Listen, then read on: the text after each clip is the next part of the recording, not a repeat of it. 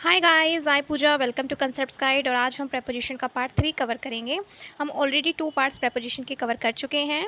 सो preposition basically होता क्या है, जो वर्ड्स हमें पोजीशन के बारे में बताते हैं।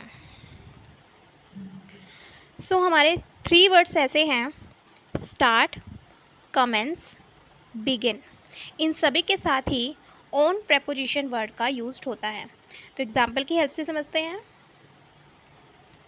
सो फर्स्ट एग्जाम्पल है, I will start giving the exams dash Friday.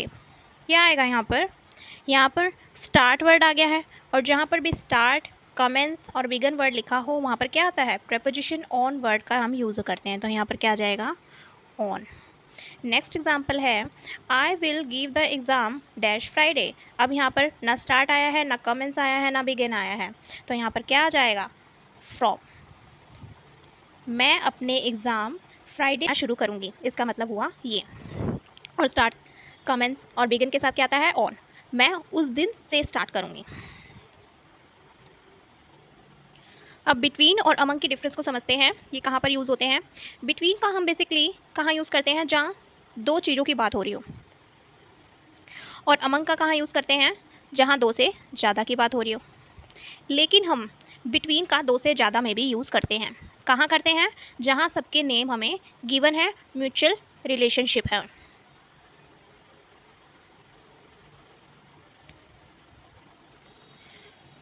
Example की हेल्प से समझते हैं। पहला एग्जाम्पल है, distribute the smart card dash the voters. अब यहाँ पर जो वोटर्स हैं वो बहुत सारे हैं, तो हम क्या यूज़ करेंगे? अमंग। इसमें बोला गया है कि जो स्मार्ट कार्ड हैं वो डिस्ट्रीब्यूट कर दो वोटर्स में। वोटर्स बहुत सारे हैं, और बहुत सारों में हम किसका यूज़ करते हैं? अमंग का। तो यहाँ पर क्या आ जाएगा? Distribute the smart card among the voters. Next example है, there was a match dash you and मी।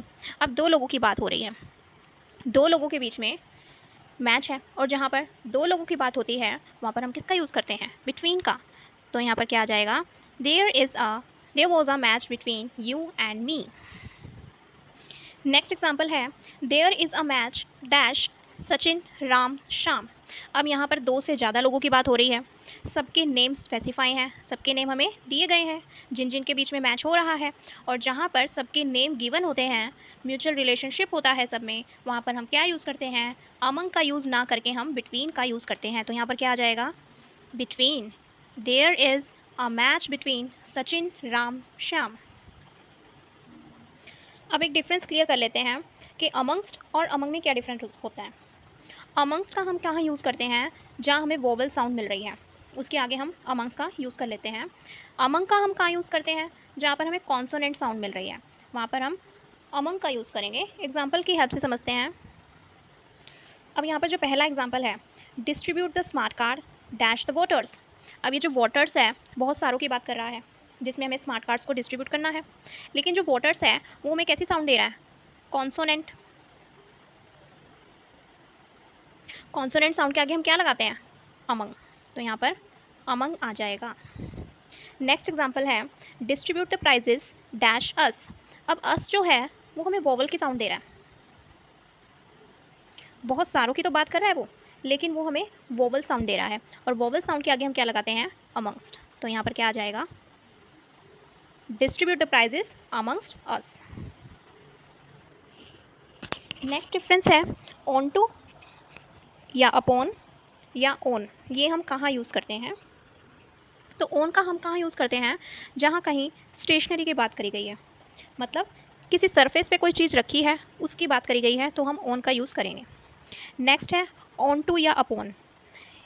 इन दोनों को हम एक साथ ही यूज़ कर लेते हैं, या तो ऑन टू यूज़ करेंगे या अपॉन यूज़ करेंगे। लेकिन हम कहाँ यूज़ करते हैं इनका? जहाँ मूवमेंट की बात करी गई है, कोई चीज़ मूवमेंट से होकर किसी चीज़ के सरफेस पे आ रही है, तो हम ऑन टू या अपॉन का यूज़ करते हैं। एक एग्जाम्पल की हेल्प से समझते हैं। एग्जाम्पल है, the book is dash the table. अब हम इस पिक्चर में क्या देख रहे हैं कि ये जो बुक है ये इस टेबल की सरफेस पे है, स्टेशनरी है ये, और ये टेबल की सरफेस पे रखी हुई हैं।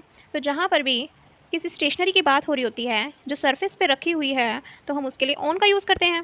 सरफेस के लिए हम ऑन का यूज़ करते हैं, हमने पहले भी पढ़ा हुआ है। तो यहाँ पर क्या आ जाएगा? The book is on the table. Next example है, the cat jumped dash the table. अब इस पिक्चर में हम क्या देख रहे हैं कि जो कैट है वो जंप करके इस टेबल पर आ रही है। मतलब क्या हो रहा है यहाँ पर, मूवमेंट की बात करी गई है।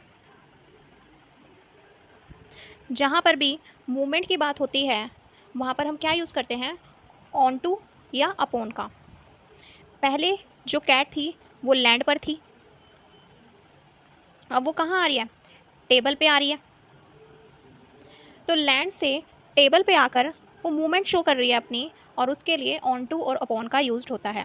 तो इस एग्जांपल में क्या आ जाएगा, ऑन टू या अपॉन, दोनों ही सही हैं। The cat jumped on to the table या cat jumped upon the table.